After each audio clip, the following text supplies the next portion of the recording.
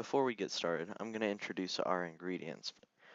Um, the first thing you're going to need is 2 cups of cream or heavy cream. Next, you're going to want 1 cup of grated Parmesan cheese. Next thing is optional. Other seasonings such as garlic salt, pepper, onion powder, or garlic powder. And that's all you need for this. It's very simple. So let's get started now. Hey everybody. So we're making today Alfredo pasta. It's basically like Olive Gardens, but it's basically better. So the first thing we're going to do is boil the pasta.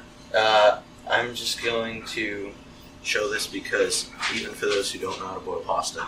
So just fill water up to about an inch below the rim of your pan, preferably one that's deep. Add in a little salt that speeds up the boiling of the water. And then when it starts a low boil, you're going to add in your pasta. So mine's boiling a little right now. So you're just going to add in some pasta. There's no specific amount. Just estimate what's going to be right for how much sauce you're going to make. So, and break it in half so that it fits in the pan. At least that's what I do. So that's the first step. So just boil your pasta for about 10 minutes or so and drain it, and you're good. Hey everyone, so now we're going to get into the next step. But first I want to relate something to what I talked about making the pasta. I do estimate the amount of pasta I boil. But I'll just say for a baseline, 2.5 to 3.5 cups of boiled pasta. The more saucy you could say you want your pasta Alfredo, the less pasta you're going to make, and vice versa. So don't forget to stir your pasta, of course. So, the first thing we're going to do is we're going to add in 2 cups. We're going to add in the cream.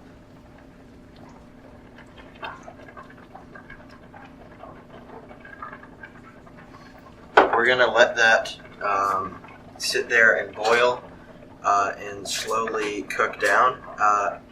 You don't have to let it cook down too long, but just still, I'll show you in a second, till it starts to froth, and at that point, that's when we're going to add in the cheese. Okay, so now, as you may or may not be able to see, it's frothing, and it's a little bit thicker, so basically frothing, hopefully you know what that means, but there's a bunch of bubbles in here. So now you can add in the cheese. Just stir it around until it's melted. Now, once you add in the cheese, you can melt the cheese in and then take it off. But the longer you cook the cream initially and cook the mixture of cream and cheese together, the thicker the sauce will be. And the less of it there will be as the water evaporates from the cream. So cook it less if you want a thinner and a little bit more of the sauce. If you want it thicker, cook it longer. So now, just stir in the cheese, make sure there's no lumps. And now, this is where the part you can get it melted and add in whatever seasonings you want. I advise just a little dash of garlic salt.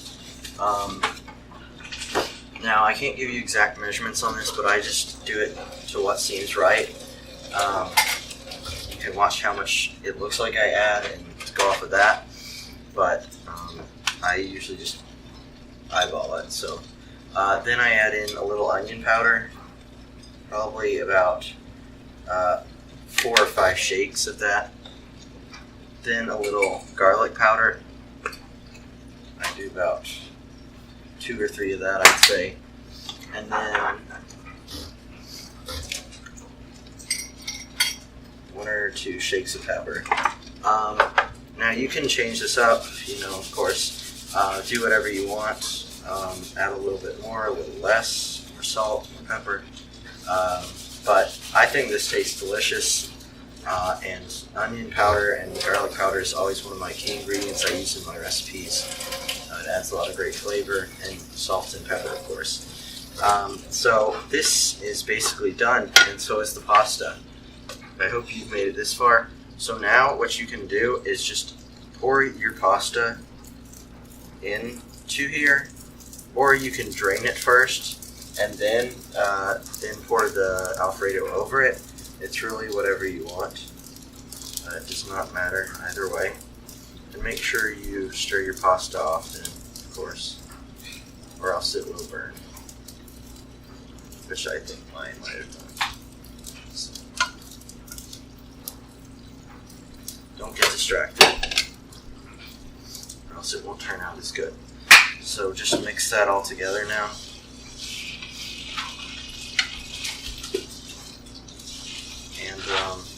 This should be delicious.